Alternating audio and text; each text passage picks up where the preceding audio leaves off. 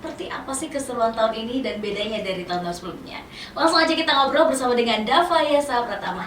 Halo Halo. Kak. Gimana kabarnya hari ini? Alhamdulillah baik, sehat, dan ya senang banget bisa diundang ke sini. Asik. Aku tuh dari tadi salah fokus sama ini loh. Oh iya. Iya, itu Aduh. apa tuh? Oh ini pin-pin. Spesial. Iya, pin-pin yang tahun-tahun lalu. Gitu. Oh. Pin Raja Brawijaya tahun lalu kan. Tahun lalu saya juga panitia Raja Brawijaya. Ini pin duta kampus Putra Putri Brawijaya. Iya. Kayak dulu aku zaman kuliah nggak punya tuh pin-pin kayak gitu. Jadi apa ya? Gue tuh penasaran mau nanya tapi sengaja. Ntar dulu nanyanya. Oke. Kenalan dulu deh, Dava ini kuliahnya jurusan apa, kesibukannya apa? Karena kalau kita lihat di Instagram nih teman-teman, Masya Allah banget lah ya, banyak banget kesibukannya. Silakan. Iya. Oke, halo semuanya. Perkenalkan nama aku Dava. Sekarang alhamdulillah diamanahkan sebagai Ketua Pelaksana Raja Brawijaya.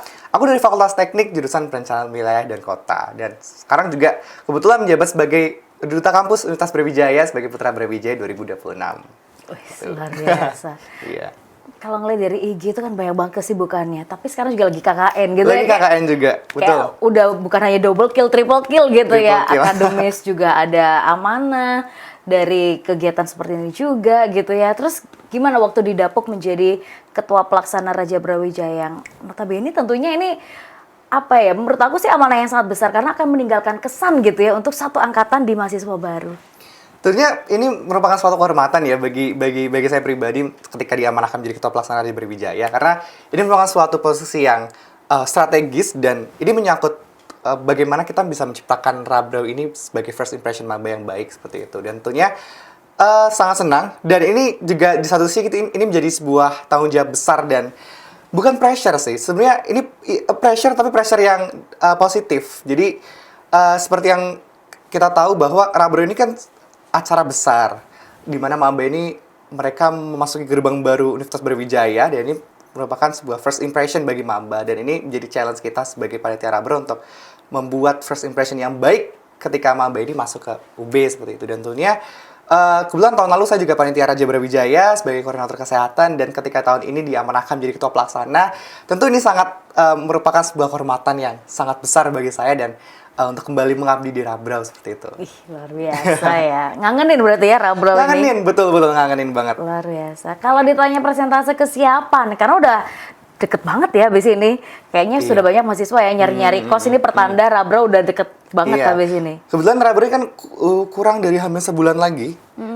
Sampai kita tanggal 10 ya, Rabrau tanggal 10 sampai tanggal 12 teman-teman. Dan untuk kesiapan dari panitia tentu kita sudah menyiapkan di atas 50% tentunya karena kita sudah mempersiapkan detail, konsep terkait materi, bagaimana nanti acara berlangsung, opening dan sebagainya, koordinasi dengan stakeholder terkait, fakultas dan pihak-pihak yang terkait di Raja Brawijaya tentunya. Dan karena persiapan Raja Brawijaya ini kan mepet ya. Kita 2 bulan persiapan dan ini perlu kita push untuk mengejar persiapan yang ada seperti itu. Oke, ini tadi disebutkan banyak stakeholder, berarti banyak banget pihak-pihak yang terlibat ini ya? Betul, banyak banget. Karena kan kita nggak bisa berdiri sendiri ya. Raja, kembali lagi, Rabrau ini kan acara kampus, ini acara univ, tentu kita perlu bahu-bahu dari semua elemen yang ada di UB seperti itu dan koordinasi itu perlu. Oke, nah kalau tema yang diangkat tahun ini apa? Oke, mungkin ini yang menjadi pembeda sih Kak. Jadi tahun ini untuk tema besarnya kita mengangkat Gelora Brawijaya membentuk generasi transformatif yang inklusif, berkarakter, berwawasan global dan berkelanjutan untuk Indonesia Emas 2045. Dan kita juga membawa 5 isu Kak.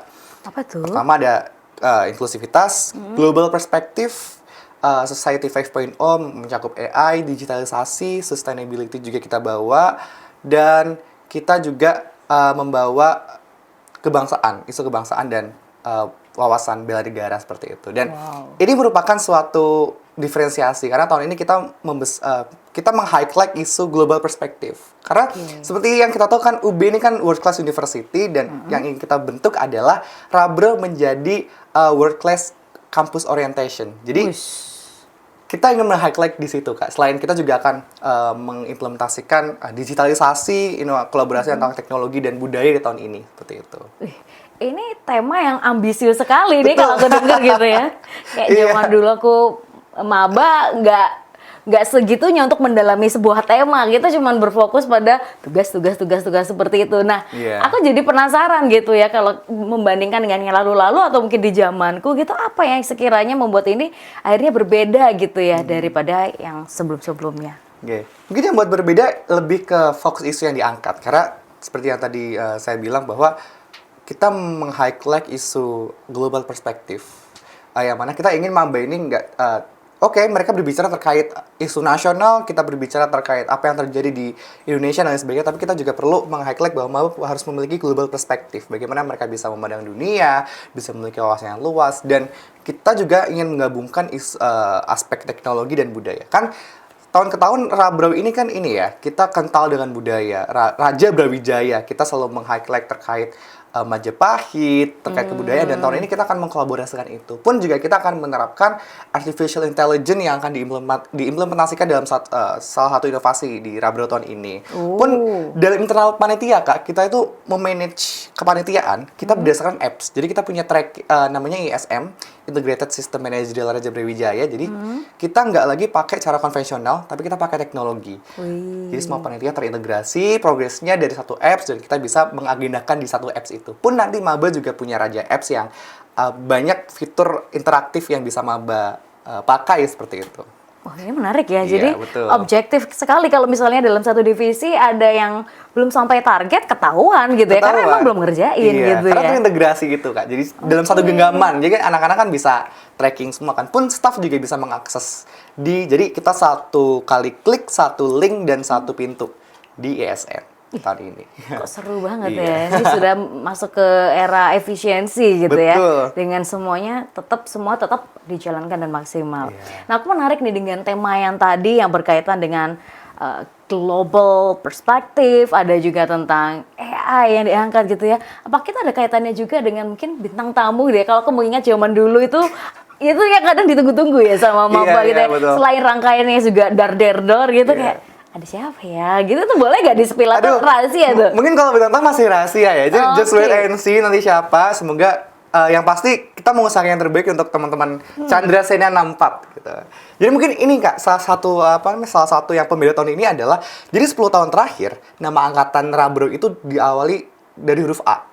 Dari ada Adicita, Arkan, dan sebagainya. Jadi baru tahun ini kita berawalnya C. Jadi makanya pas ketika nama angkatan itu muncul, banyak yang wah kok tiba-tiba C gitu kan. Banyak tiba-tiba beda kayak gitu. Dan ini jadi salah satu part of diferensiasi dari tahun ini dari aspek packaging tentunya. Gitu.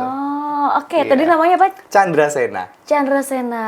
Oke. Itu berarti ada pengaruh ke semua yang di brandingnya, visual, segala macam gitu. Betul. Apa ciri khas warnanya diangkat di tahun ini? Itu ada ngaruhnya nggak dengan mungkin seragamnya teman-teman gitu? Oh, mungkin kalau warna seragam masih belum di-spill juga ya. Oh, rahasia juga ya? Masih rahasia juga. Ternyata banyak yang masih rahasia ini ya. Masih rahasia. Tapi seperti yang teman-teman tadi kan kita color palette-nya hijau ya. Hijau emerald.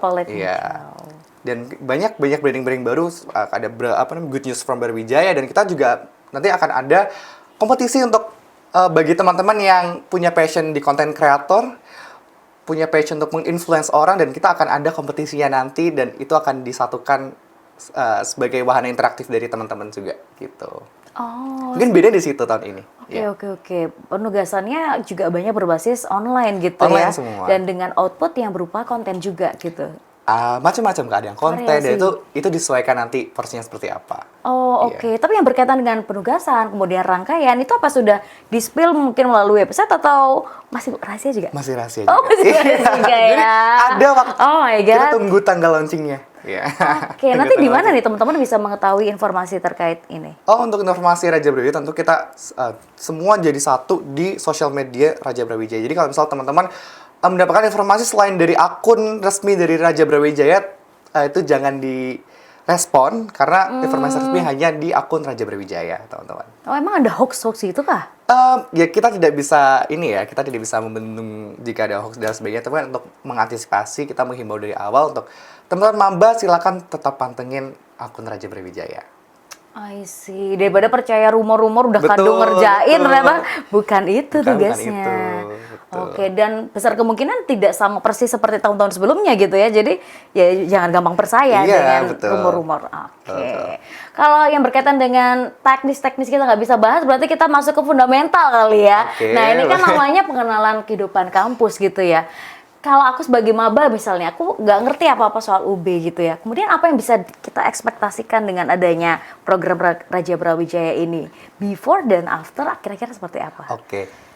Jadi kan konsep awal Raja Brawijaya ini kan ini ya, kita memperkenalkan UB sebagai gerbang awal ke masa baru. Tentu ini juga menjadi PR yang seperti yang tadi dibilang di awal bahwa bagaimana panitia Rabro bisa menciptakan acara yang ini bisa memunculkan first impression yang baik bagi masa baru. Pun ketika tujuan dari Raja Brawijaya kan ini yang pertama agar masa baru mengenal dirinya sebagai mahasiswa, mengenal kampusnya di mana tempat dia belajar dan mengenal perannya sebagai mahasiswa harus seperti apa. Dan 3 ini yang akan kita highlight dan kita fokuskan di Raja Brawijaya agar nantinya maba kan mereka baru lulus SMA nih.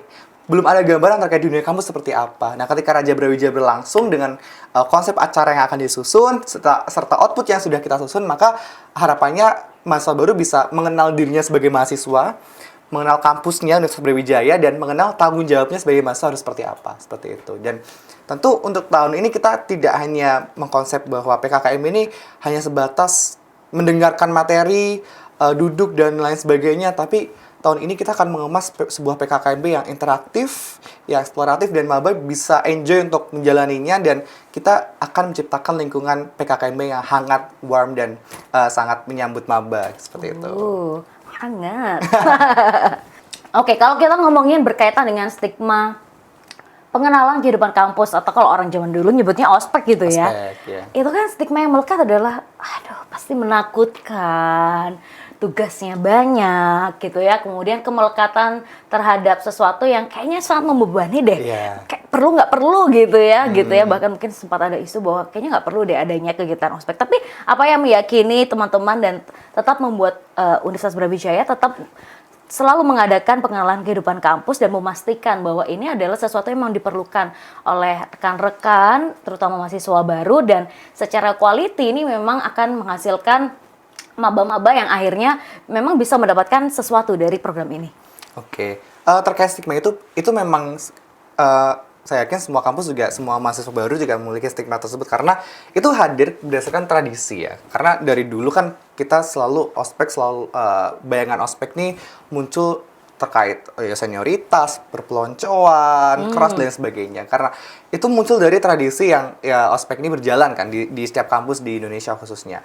Tapi kita perlu melihat bahwa kita kan sekarang di era digitalisasi, kita di era kolaborasi, dan kita bukan lagi era yang seperti itu gitu terkait perpeloncoan dan sebagainya. Dan Rabrau ini kan sebuah PKKMB yang kita kolaboratif dan kita menyambut maba dengan hangat. Jadi untuk teman-teman maba, jadi Rabrau ini kita akan mengkonsep Rabrau dengan hangat, dan tentu ini tidak akan memberatkan mahasiswa baru terkait tugas dan sebagainya. Oke, kita tetap akan ada tugas, tapi tugas yang diberikan ini tidak akan memberatkan mahasiswa baru secara material. Justru itu akan mengasah soft skill dan juga kemampuan mahasiswa dalam berbicara, public speaking, communication skill, dan juga nalar dari mahasiswa baru juga akan kita asah di penugasan tersebut. Jadi bukan semata-mata kita membuat penugasan yang memberatkan mahasiswa baru, enggak. Tapi ada output di situ. Bagaimana mereka bisa kritis, bisa memiliki nalar yang baik, bisa public speaking, communication skill yang baik, dan mereka bisa memanage waktunya, bagaimana mereka bisa mengerjakan penugasan sesuai dengan tenggat waktunya. Jadi lebih ke kita melatih tanggung jawab masa baru seperti itu. Dan tentunya untuk stigma terkait senioritas, keras, membosankan, dan sebenarnya itu tidak akan ada di Raja Brawijaya. Saya tekankan lagi bahwa Rabrau tahun ini akan menjadi Rabrau yang hangat, Rabrau yang mengasyikkan tentunya, dan tentu ini menjadi experience baru bagi masa baru. Asik. Oke. Tadi aku inget dirimu bilang tahun lalu kan sebagai tim kesehatan juga gitu ya. Padahal anak teknik kan, gitu. Itu aku notes pertama. Kemudian kenapa selalu perlu ada tim kesehatan gitu ya? Apakah memang kegiatannya cukup butuh fisik atau seperti apa? Atau mungkin ada cerita-cerita kan tahun lalu juga sebagai panitia gitu. Atau itu sebagai tindakan preventif, misalnya ada apa-apa tenang aja adik-adik gitu ya, ada kakak yang akan sedia untuk membantu. Kayak gimana sih? Pasti tim kesehatan itu pasti diperlukan ya dari setiap acara, apalagi acara sebesar Rabrau nih. Kita nggak bisa menjamin bahwa pasti stamina fisik dari mahasiswa baru beda-beda. Imun dari mahasiswa baru juga beda-beda, dan tim kesehatan ini kan adanya untuk preventif. Ketika mahasiswa yang sakit, kita fasilitasi dengan posko kesehatan, tim kesehatan dan sebagainya. Berdasarkan tahun lalu juga ketika saya menjadi koordinator kesehatan, ya tidak sedikit juga maba yang mereka mengalami sakit dan sebagainya. Cuman dengan adanya tim kesehatan ini dan kita mendirikan posko-posko di tiap venue, ini bisa tertangani dengan baik. Jadi ketika ada maba yang sakit, mereka langsung mengajukan diri dengan memberikan kode K.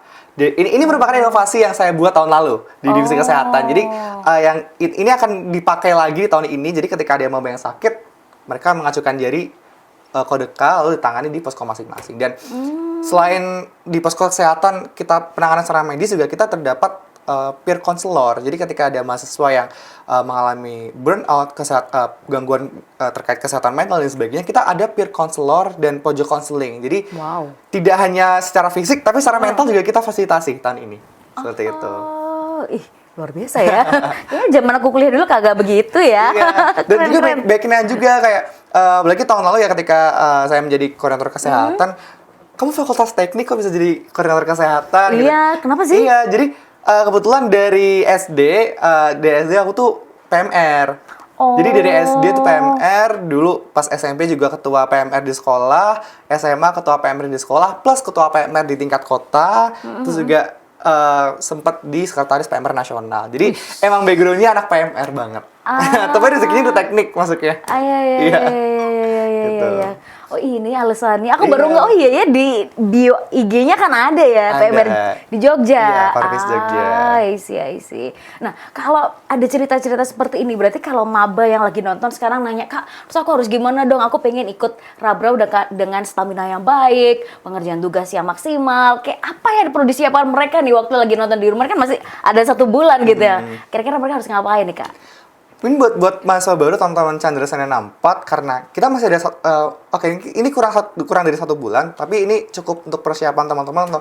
Pertama, teman-teman harus menyiapkan stamina, mempersiapkan perencanaan yang baik terkait kapan datang ke Malang, dan yang pastinya perlu persiapan diri ya, bagaimana teman-teman bisa siap secara mental, secara kesiapan fisik untuk menghadapi Raja Brawijaya. Karena rangkaian Raja Brawijaya kan padat. Jadi teman-teman Chandra Sanena juga perlu mempersiapkan dari awal bagaimana teman-teman mempersiapkan logistik teman-teman ketika datang ke Malang. Lalu mungkin teman-teman ada nih yang udah kenalan satu sama lain dengan maba yang lain. Nah itu boleh banget, dan itu bisa jadi sarana saling mengenal teman-teman antar maba ya. Jadi nanti ketika teman-teman di Malang juga udah pada punya temannya masing-masing kayak gitu. Dan mungkin itu sih persiapan yang teman-teman maba perlu siapkan. Selain fisik juga mental juga perlu disiapkan. Seperti itu. Dan mungkin ketika teman-teman maba ada yang punya mungkin riwayat sakit, riwayat riwayat sakit, mungkin teman-teman bisa menyiapkan preventif dari sekarang untuk nantinya dikoordinasikan dengan panitia untuk bisa terfasilitasi. I see. Anyway, yang menjadi ciri khas Rabrau itu biasanya ada open house ya? Masih ada nggak sih? Ada open house. Masih ada ya? Masih. Yang masih akan menampilkan masing-masing UKM unit-unit yang ada gitu ya? Masih sama, tapi kayaknya belum bisa di-spill juga ya, rahasia ya? Iya, kurang lebih sama kayak tahun lalu ya, tahun-tahun sama, tapi kan biasanya yang masih ada tuh gestarnya ya. Gestar kita mau mendatangkan penyanyi siapa sih, band siapa, nah itu masih rahasia sampai sekarang. Nah, teman-teman mungkin tunggu aja, jangan lupa datang OHA juga ya teman-teman. Tapi untuk penampilan UKM juga itu pasti kita akan tampilkan di open house, karena itu tujuannya untuk mengenalkan kegiatan mahasiswa ya ketika di open house itu. I see. Jadi nggak sabar nih, karena di rahasia ini biasanya ada something kayak out of the box gitu ya. Kita aja yang udah, maksudnya bukan mahasiswa tuh excited nunggu-nunggu gitu kayak, apalagi nih gebrakan yang dibikin gitu ya. Tapi anyway teman-teman yang menyiapkan Rabrau ini juga ada dari panitia dosen juga gitu yang turut mendampingi sampai detik ini. Jadi kita di Rabrau ini berjalan, panitia mahasiswa nggak berjalan sendiri, tapi ada panitia dosen yang ikut mengarahkan, membina dan mendampingi. Jadi setiap divisi punya panitia dosennya masing-masing. Pun ketua pelaksana juga ada ketua pelaksana mahasiswa saya sendiri dan ketua pelaksana dari panitia dosen. Seperti itu. Jadi strukturalnya sama seperti mahasiswa. Oke, mungkin ini bener-bener last question deh. Kasihlah motivasi gitu ya buat adik-adik biar makin bersemangat dan tahu bahwa ini merupakan salah satu perjalanan penting sebelum mereka menapaki kaki sebagai mahasiswa yang menempuh studi. Rabro ini adalah gerbang utama untuk mereka. Oke, mungkin pesan buat mahasiswa baru karena dunia kampus ini dunia yang luas. Jadi kampus itu sebuah tempat di mana teman-teman bisa mengeksplorasi. Jadi silakan teman-teman bisa menentukan mau kemana teman-teman akan berkarir di kampus ini dan menentukan roadmap atau milestone teman-teman ketika teman-teman menjadi mahasiswa. Karena apa?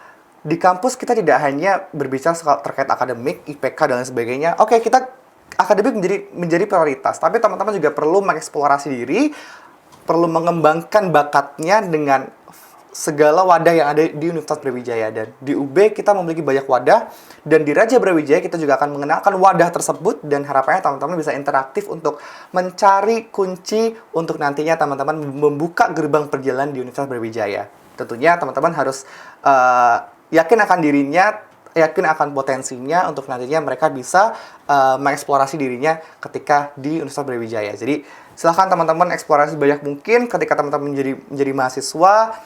Cari sebanyak-banyaknya, gunakan UB ini sebagai tools untuk berkembang. Tidak hanya teman-teman belajar berangkat kuliah pulang, tapi gunakan UB sebagai tools untuk berkembang, mengeksplorasi, dan untuk melengking ke atas, seperti itu. Oke, luar biasa. Thank you banget Dava sudah share di kesempatan kali ini. Semoga nanti teman-teman maba yang nonton juga akhirnya tercerahkan gitu ya tentang Rabro itu seperti apa, dan good luck buat Dava dan semua rekan-rekan panitia, sehat selalu gitu ya. Amin, walaupun masih harus kuliah, harus KKN, segala macam. Dan semoga mendekati hari H makin semua well prepared dan makin lancar. Kita tunggu ya. Nanti teman-teman juga bisa menyaksikan ya melalui sosial media atau tayangan YouTube berkaitan dengan rangkaian Raja Brawijaya ini. Semangat buat teman-teman maba untuk mempersiapkan semuanya, dan terima kasih juga pemirsa sudah menonton di episode kali ini, dan sampai jumpa di episode-episode berikutnya. Bye-bye!